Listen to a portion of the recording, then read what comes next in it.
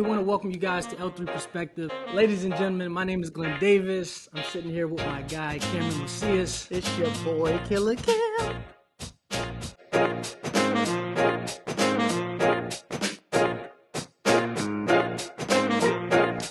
What's going on, guys? My name is Glenn Davis. I'm sitting here with my guy, Cameron Macias. Killer Cam.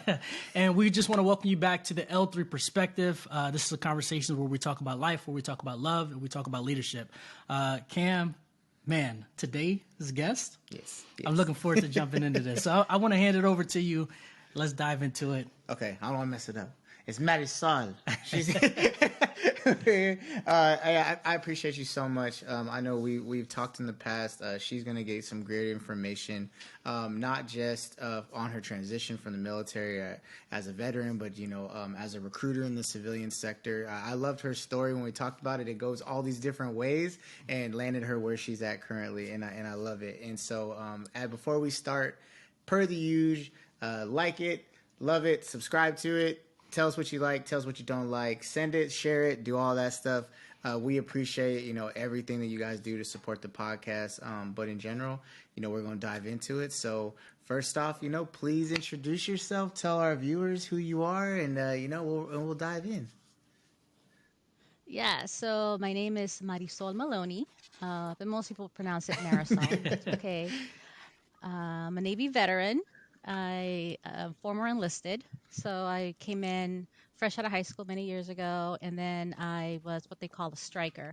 So I became an aviation storekeeper, which is logistics now, and I did that for about 3 years, and I transitioned into the Navy Nurse Corps. I got a ROTC scholarship, and I specialized in emergency nursing, and I also deployed Marine, so I became a Fleet Marine Force nurse. And after that, I decided what to do something else. And so I put in a lateral transfer package within the nursing community to transition out of the nursing community and to the intelligence community. So I was the first nurse to do that. So it was very challenging. It took me 3 tries, but I finally got in. And the rest is history. I did 10 years in nursing, and then 3 as enlisted. And then 8 and some change as a intel analyst.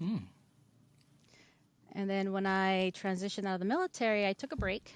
I took a knee for a year and worked on my project management certification. And then I got 2 job offers like a week after I got my PMP as a part-time consultant, intel consultant, and also as an intel analyst.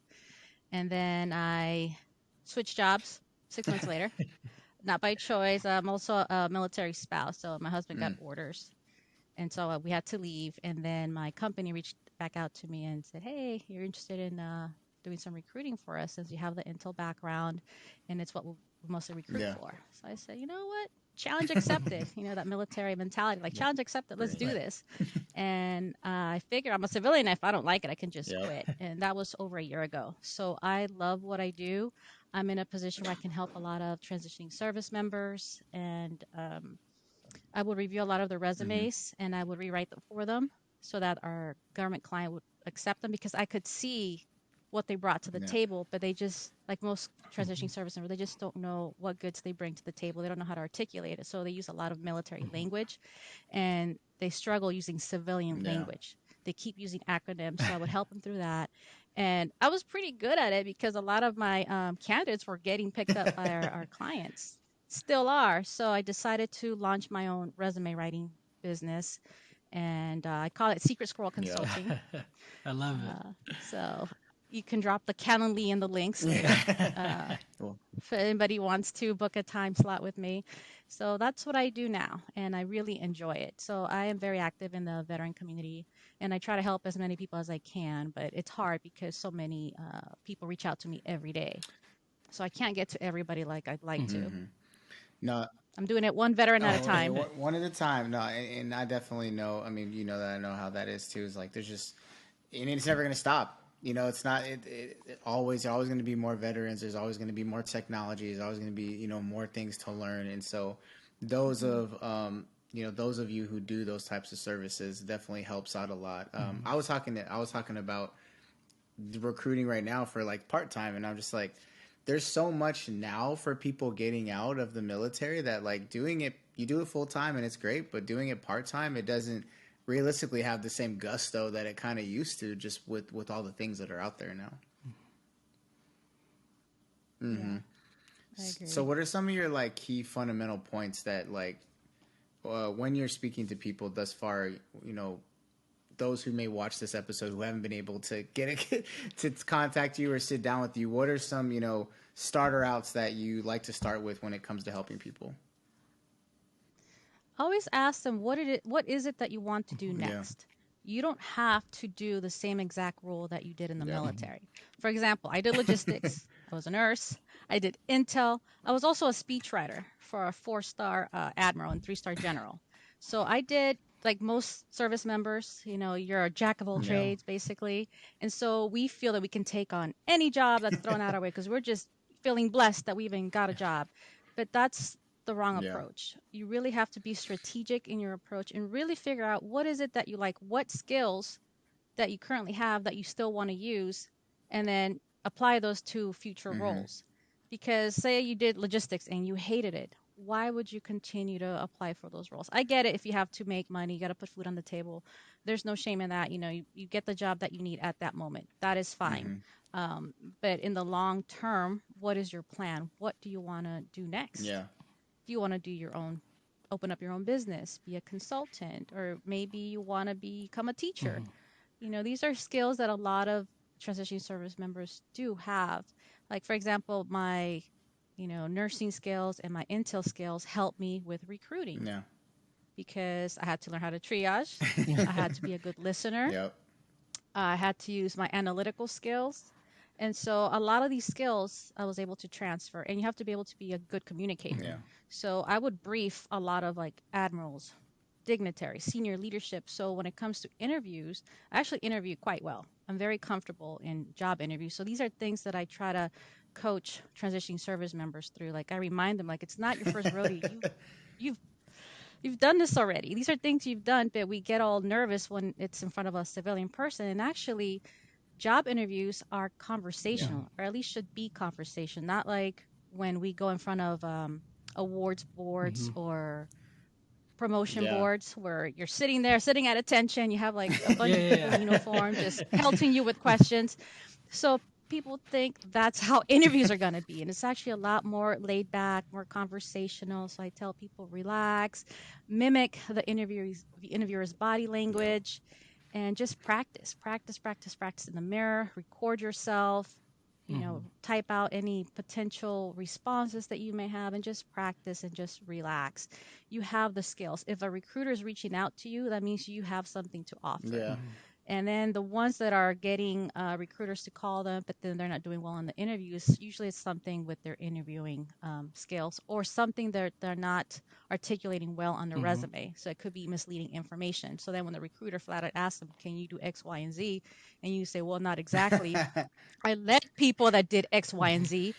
It doesn't work that way in the civilian sector. We lead a lot of people in the Yeah. military. But when you're applying for roles and you're going to be the sole contributor, the employer wants to know, can you do that role that they're hiring you Yeah. to do? Do you have the hard skills? That's great that you led Yeah. people that did that, but can you yourself do those Yeah. skills? If the answer is no, you better, you know, take some certification courses or something and get up to speed. You need to level up. The same way we did in the military. We took all these courses all the time, all this training to help you make rank. It's the same thing in the civilian sector. You don't Yeah. stop. And many times I have transitioning service members tell me, oh, I'm just tired. I don't want to take any more courses. And that's when you need to level up. That's when you need to Yeah. step up your game, is try to get those nationally Mm-hmm. certified or nationally recognized certifications. Yeah. certifications to help you. But don't just get any certification. Don't just get your PMP because people told you it's a great idea. Don't just get your Security Plus. Like all of the certifications I got is because I wanted them, and these are things that Yeah. interest me and have helped me in my career path. So get your degrees, get your certifications because that's something you want to do, not because you think it's going to help you make more money post military Yeah. career. Another thing, people think that having a top secret clearance or a secret clearance is a shoe into any job. That is not true. Wrong. You still you still have to have the qualifications, and you need to learn how to read the job description where it says requirements or must have. those are must-haves, especially if you're applying for government Yeah. roles. Where it says must have, you have to meet 100% of those requirements. There's a lot of noise out there from influencers telling people, oh, you only have to meet 50%, Oh, shoot I your seen shot. that. And Yeah, I then seen that. and then candidates get frustrated. They're like, I've applied to over 500 jobs with no response. Well, that's the problem. You're applying to 500 jobs with the same exact Yeah, dude. untargeted resume. Yep. Narrow it down to maybe, 5 per week for roles that you meet at least Yeah, 80% yeah, of the yeah. requirements. Give me Yeah. it. And we can sometimes work with that, just depends on the client, but mainly, try to meet the 100% if you can, and tailor it, and then apply online, network. People are saying, oh, you need to network. Yeah. 80% of jobs are gotten through networking. Mm-hmm. Yeah. Okay, sure. I don't know where they're getting these percentages from. I've been able to get job offers by applying online, through networking, and also Yep. LinkedIn. So I've done it all 3 ways, where recruiters will reach out to me via LinkedIn and try to recruit me all the time. She's So dropping use major LinkedIn, gems leverage it. Yeah. for people. Like she's setting people up. Like if you're watching this and you don't have your notepad right next to you, I want to ask you a question, Marisol. First and foremost, appreciate your Sure. service, obviously, and appreciate your continued support for all veterans out there. And so, when it comes to transitions in life in general, right? A lot of people kind of struggle with transitions, right? And so it sounds like you have a very diverse background, have a lot of experience.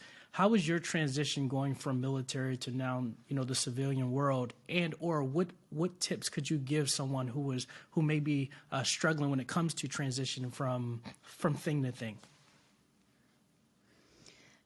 For me, it was fairly smooth, but, and it's a big but, I worked really hard on my transition. For the last 6 months that I was on active Mm-hmm. duty, I made sure that my medical record was on point. Any medical issues that hadn't been addressed yet, I made appointments. I was treating medical like it was Yeah. my job. Um, I worked on my resume. I taught myself how to write my own Oh, wow. resume. I went to job fairs trying to learn how to Yeah. network and play the game. Your service record, make sure it's on Yeah. point. Make sure that everything is correct on your DD-214. I rejected mine twice. I refused to sign it until they fixed it because it was missing medals, campaign Oh, medals, wow. service schools, all this information that was in my service record, and that admin, for some reason, Yeah. missed it. So I would say, hey, here's the information that you missed the first time. They're like, okay, we'll fix it. And then the second time, maybe they forgot a medal that I had when I was enlisted. So I have two DD-214s, one from when I was enlisted and one from when I was Yeah. an officer. So I needed I it to want Yeah. match. all of them. So be aggressive. Own your yeah, right. Be aggressive in your transition. It sounds corny, but you really do have to Oh, own yeah. your journey. You have to own it. Nobody's going to care about your transition, your career more than you. And another mistake that people make while they're still on active duty is they take transition advice Mm-hmm. from those who are still on active Yeah. duty. That's like the blind Your leading the sergeant blind. Yeah. major, your colonel, your commanding officer, they're not there Yeah. yet. So how are you going to take advice from Mm-hmm. them? And so we do a lot of this following that we do blindly when we're in the Right. Oh, military. yeah. We do. We're all guilty Yep. of it. So we think that our leadership has our best interest, and they all mean well most Oh, of the yeah. time. But sometimes when it comes to military transitions, you really need to seek out those who have been there, done Yep. that, and also seek out civilian Yeah.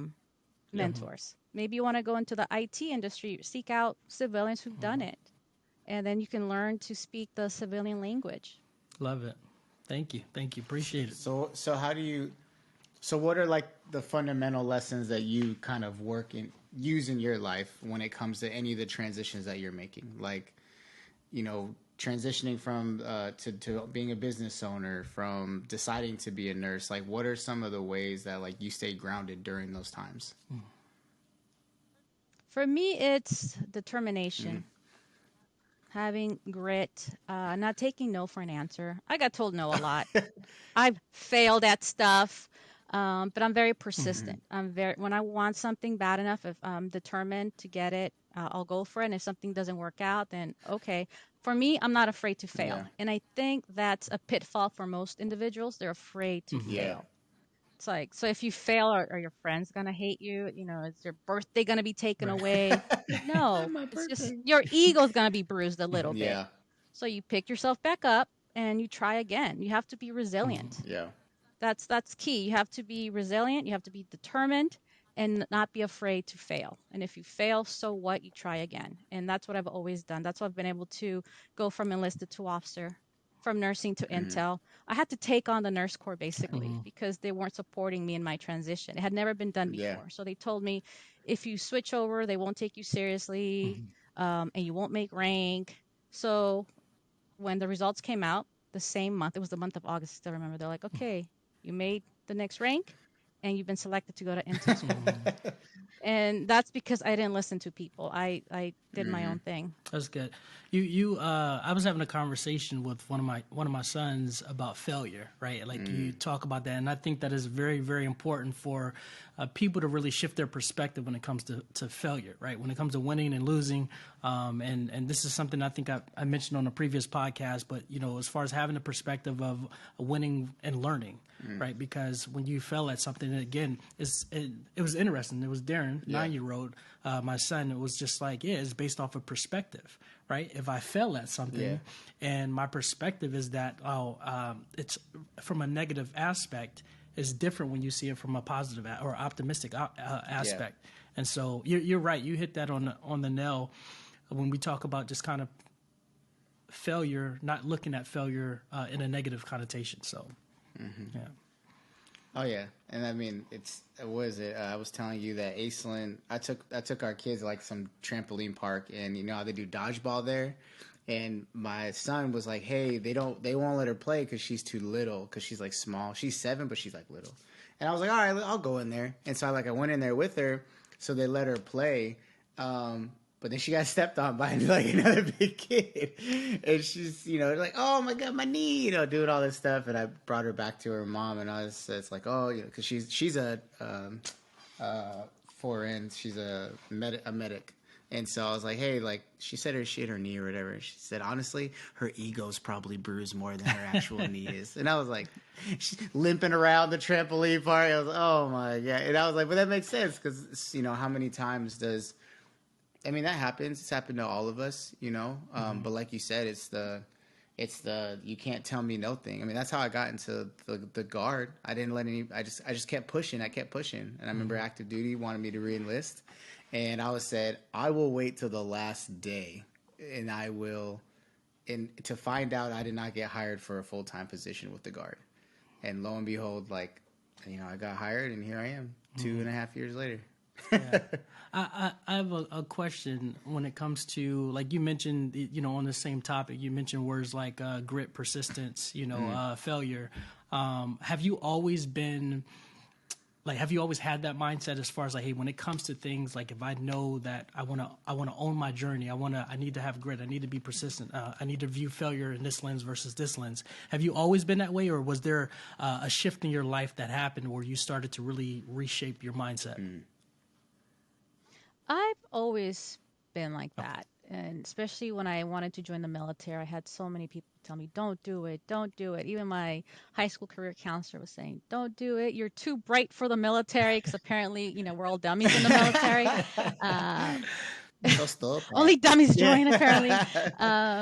So I had a lot of people trying to discourage me. And when I set my mind to something, that's it. Like, I'm going for it.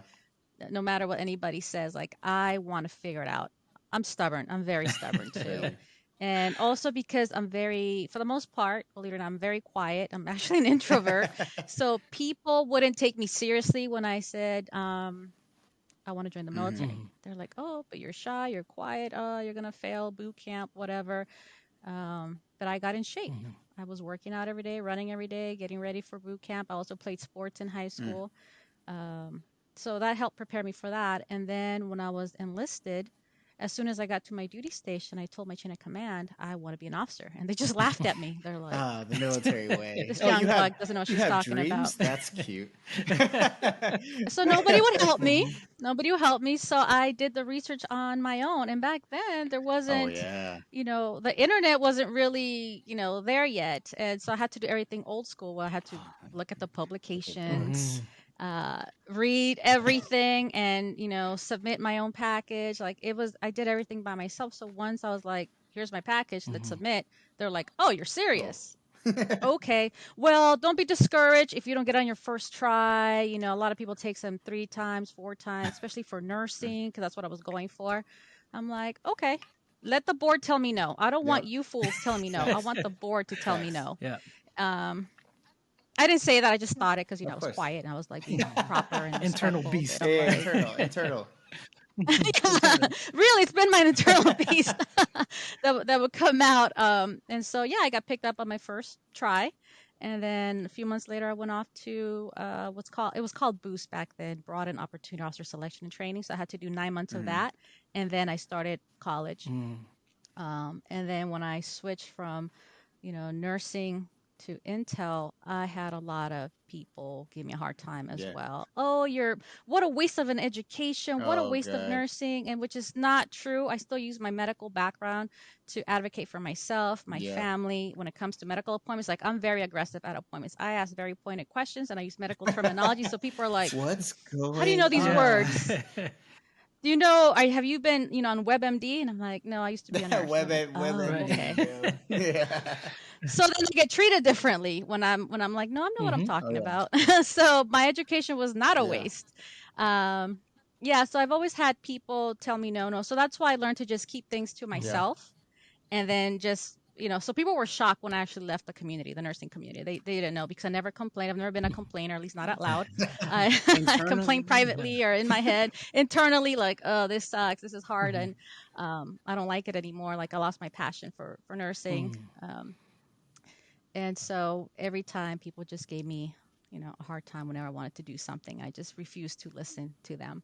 If anything, it's that inner voice, that imposter syndrome that would come at me sometimes, like, maybe you're not that good. And then I said, nah, I'm gonna try it. I'll try it anyway and see what happens. So how do you navigate through that? Because a lot of people have that internal voice and be like, you're really not that as good as you think you are. How do you kind of navigate through that hurdle? Well, now that I am where I am today, I don't let imposter syndrome come at me anymore so easily because I've defeated it several times. Going from joining the military, people tell me I wasn't ready, and I'm like, maybe they're right. And I'm like, no, let me try it. If I fail, I fail. Like, I'm always ready to fail. I come in with that mindset. If I fail, I fail. But at least I tried, because if you don't try, you already failed anyway. Right. So you're already telling yourself no. Let someone else tell you no. Yep. I love it. And even when I hear no, what I really hear is not right now. I'm like, okay, not right now. It's a soft no. You're not ready for me. No. Yeah. That's so cool. Yeah, so that's how I deal with it, with imposter syndrome. And then even with my little side business that I started for resume writing, I had people tell me last summer, you should launch it. And I'm like, I don't know. And I wasn't quite in the right mental state. I was mourning the loss of my father-in-law. So I was really sad for a few months. I needed to mourn. I'm still mourning, but I'm better now. I needed to work on me first. And then I'm like, sure, I just launched it one day. I just filled out the paperwork to file for my LLC, and I just did it. And I'm like, if I fail and I never get customers, at least I can say that I launched a business, right? And in the first week, I had all these clients. So it was exciting. So this is how I deal with imposter syndrome. I remind myself of all the successes that I have had, all the challenges that I've been through. I mean, going from a high school student to boot camp is not easy. I've deployed. Yeah. Deployments are hard on your body. Oh, yeah. Like, we've all have like injuries or whatever from deployments. We'll have sea stories. That's hard.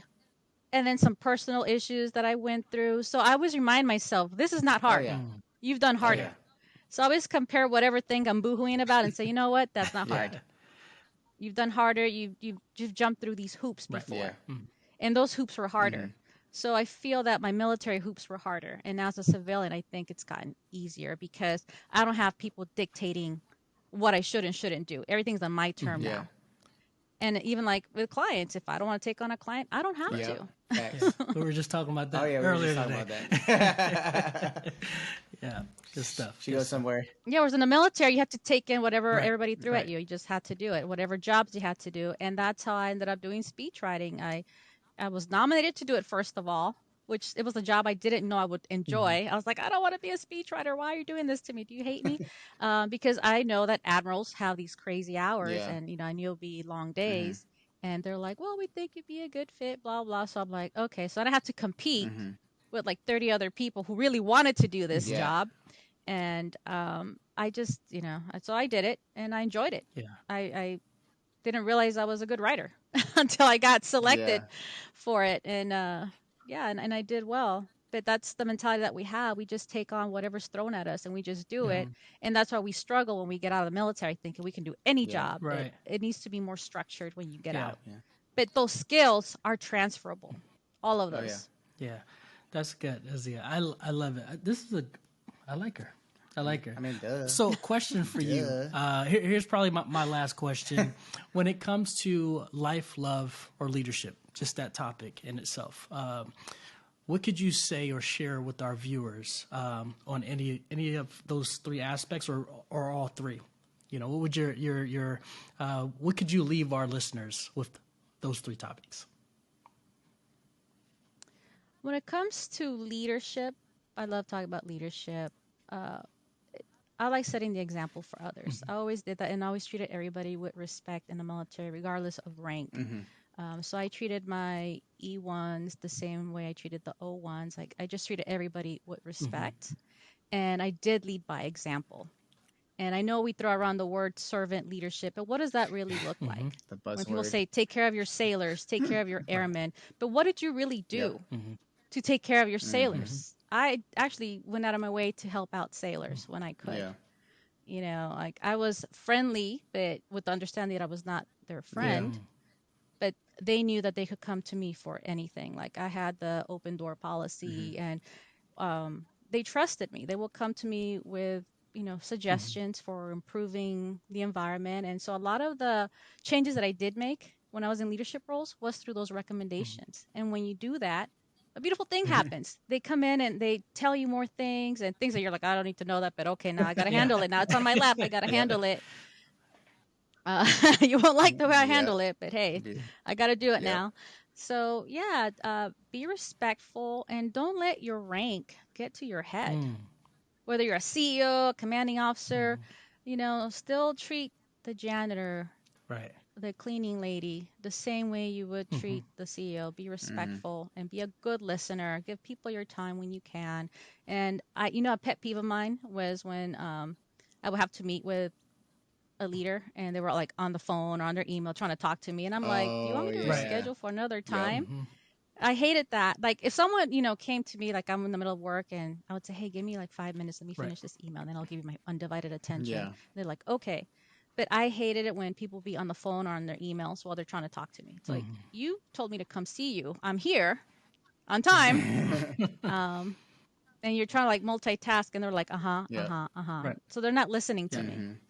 And then like a week later, it's like, oh, what about this thing? I'm like, I sent it to you, remember? Had you been listening to our conversation, you would have remembered. You Right. would know. Yeah, and just be a good listener, be empathetic. Everybody's situation is different. If you have an individual that's not performing, find out why they're not Yeah. performing. Are they having issues at Yep. home? Are they depressed? Maybe they just need more training and they're afraid to Yep. ask. Exactly. I love it. Yeah, I man. love it. I love it. Man, appreciate you. So many gems. Very much. So as we kind of wrap up, so please tell people about your service and how they can find you if they potentially want to hire you, and then we'll wrap it up. Yeah, so you can go to my LinkedIn profile, go to my About section, and then the link to my Calendly is on there. So I offer resume reviews, resume rewrites, LinkedIn profile reviews. I do transition coaching. So those of you that are transitioning and need help with that, I offer that as well. And also interview preparation. So That's good. So I don't have a website yet. I still got to work on that, and also got to get my logo up. But so once that drops, I'll make sure to let you Yeah, guys know. let us know. But other than that, once again, I appreciate you. Thank you so much. I know we talked a while ago, and and we reconnected recently, and I was like, man, I know that I want to have her on here so she can drop some of her knowledge. I loved your story. I told Glenn about your story, especially like because I remembered, how they didn't want you to go from nursing to Intel, and how, I remembered all that. And so I told him I really thought it was a good story to tell, and especially just your journey and where it's been. Yeah, it's been an amazing year, just kind of a snapshot of your life.